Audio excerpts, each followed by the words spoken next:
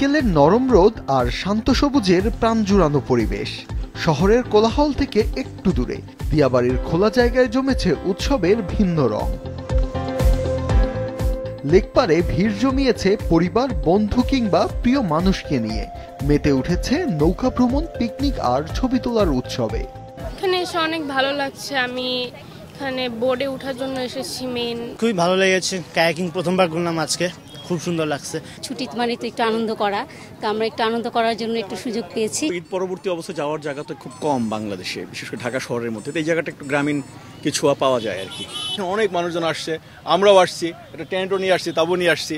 আলহামদুলিল্লাহ আমরা খুব এনজয় করছি আর কি। অনেকে গিয়েছেন চিড়িয়াখানায়। প্রাণীদের দেখতে এসে আনন্দে আত্মহারা শিশুরা। বাঘ, সিংহ, ময়ূর সবই যেন আজ ঈদের অতিথি। বাচ্চাদের খুশির জন্য আসছি আমরা। অনেকদিন পর চিড়িয়াখানা আসলাম আমরা, সেই ছোটকালে আসছি, এখন আবার আসলাম।